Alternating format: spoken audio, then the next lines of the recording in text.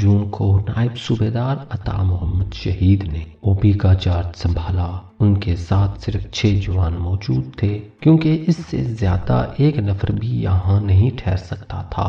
18 جون سے 24 جون تک بھارتی توپ خانہ وقفے سے قائد اوپی پر آتش و آن برساتا رہا۔ اس دوران کسی جوان کے لیے چند منٹ کی نیند بھی ممکن نہ تھی۔ ساری رات اور سارا دن وہ ایگلوں کے باہر رگوں میں خون منجمد کر دینے والی جان لیوا سردی میں مورچہ بند ہو کر دشمن کا وار اپنے سینوں پر روکنے کے لیے تیار رہتے۔ 24 جون رات 10 بجے دشمن نے اس محاذ پر موجود اپنی تمام بیٹریوں کا فائر قائد اوپی پر گرانا شروع کر دیا۔ یوں محسوس ہوتا تھا جیسے توپچیوں پر جنون طاری ہو گیا ہے اور وہ بھارتی فوج کا سارا بارود آج پھونک کر ہی دم لیں گے۔ رات 11:30 بجے تک دشمن کی گولہ باری کا تسلسل برقرار رہا، جس کے بعد محاذ پر خاموشی چھا گئی۔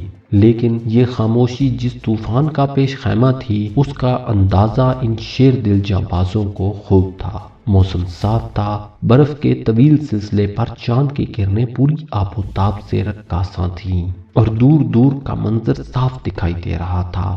سپاہی ذوالفقار علی جو اس وقت سنتری ڈیوٹی کر رہے تھے نے اپنے دائیں جانب دیکھا تو انہیں قریباً 300 گز دور کچھ مشکوک سائے دکھائی دیے۔ بھارتی سپاہیوں کے کھانسنے کی آواز پر وہ مزید چوکنے ہو گئے۔ انہوں نے اپنے ساتھی سنتری کو خبردار کر دیا اور سامنے نظریں جما کر بیٹھے رہے۔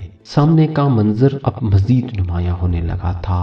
سنتری ذوالفقار نے دیکھا قریباً 30-40 بھارتی فوجی جنگی تربیت کے ساتھ قائد اوپی کی طرف بڑھتے چلے آ رہے ہیں۔ اسی اثنا میں نائب صوبیدار عطا محمد شہید جو ایک مورچے پر جا کر خود حالات کا جائزہ لے رہے تھے وہاں پہنچ گئے۔ انہوں نے سامنے موجود بھارتی فوجیوں کو دیکھ لیا تھا۔ ذوالفقار، ہم نے ایک گولی سے ایک بھارتی کو مردار کرنا ہے، انہوں نے سرگوشی کرتے ہوئے کہا۔ حالات ایسے ہی تھے کہ وہ اپنی ایک گولی بھی ضائع نہیں کر سکتے تھے، کیونکہ اوپی قائد سے پوسٹ تک رسوں کے ذریعے جو راستہ بنایا گیا تھا اسے 4 دن کی مسلسل گولہ باری نے ختم کر دیا تھا۔ نائب صوبیدار عطا محمد سب سے اگلے مورچے میں اپنی گن کے ساتھ موجود تھے۔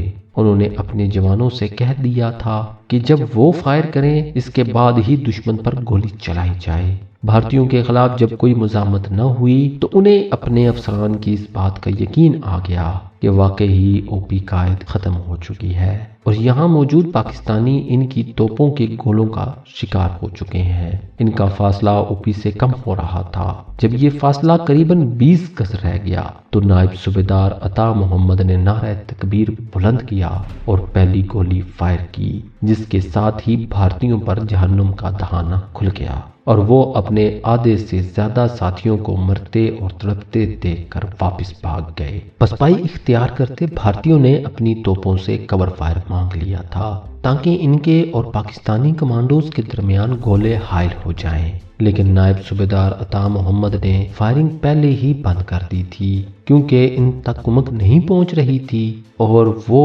اپنے محدود اسلحہ اور گولہ بارود کو انتہائی احتیاط سے استعمال کر رہے تھے۔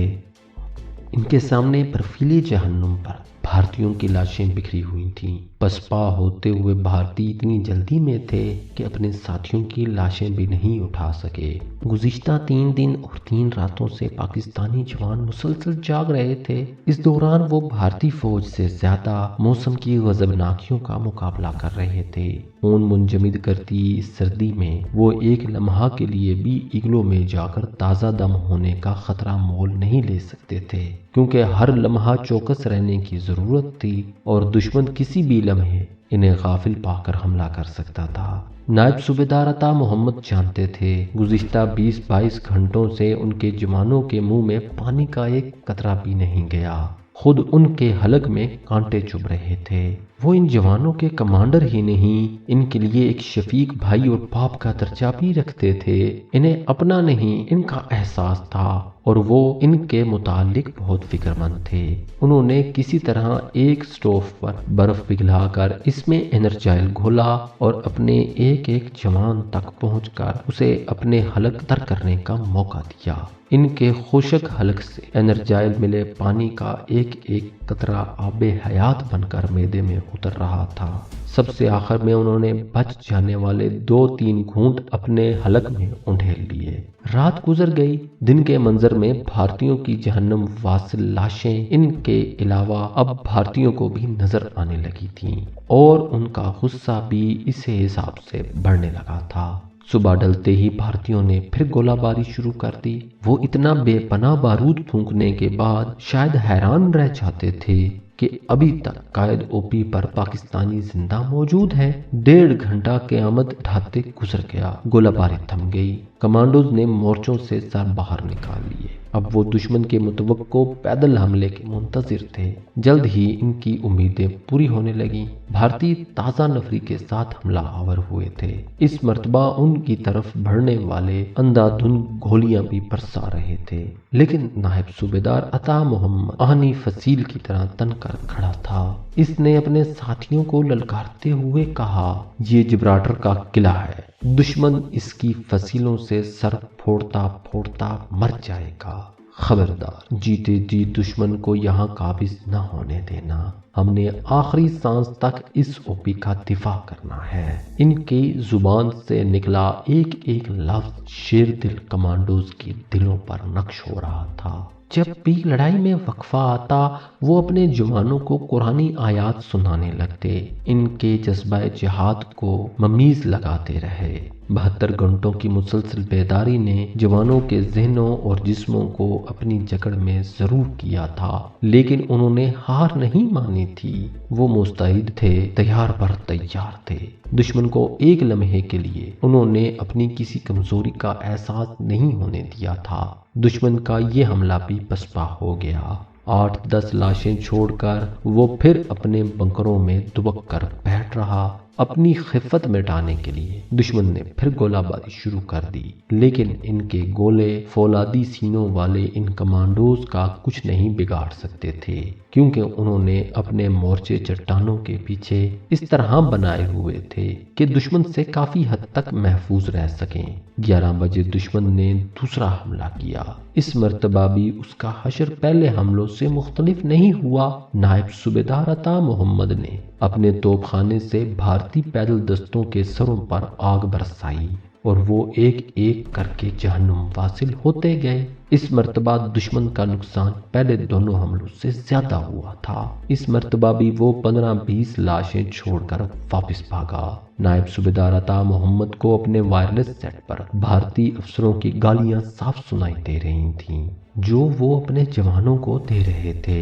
وہ انہیں بار بار غیرت دلا کر آگے بڑھنے کے لیے تیار کرتے، لیکن آگے بڑھنا ان کے بس میں تب تک نہیں تھا جب تک یہاں ایک بھی کمانڈو زندہ تھا۔ دشمن کی بے پناہ گولیوں کے جواب میں پاکستانی جیالے صرف نشانے میں آنے پر ان پر فائرنگ کرتے اور ہر حملے کے مثبت نتائج حاصل کر لیتے۔ اس مرتبہ دشمن واپس نہیں بھاگا۔ اپنے افسروں کی گالیاں کھانے کے بعد وہ نزدیکی چٹانوں کے پیچھے چھپ کر فائرنگ کرتے رہے۔ ناظرین، اگر آپ اس طرح کی مزید ویڈیوز دیکھنا چاہتے ہیں تو چینل کو سبسکرائب کریں اور ساتھ میں موجود گھنٹی کے نشان کو دبا دیں تاکہ ہمارے آنے والی ویڈیوز آپ کو بر وقت ملتی رہیں۔ اور اگر آپ یہ سیریز مکمل دیکھنا چاہتے ہیں تو نیچے ڈسکرپشن میں دیے گئے لنک پر کلک کریں۔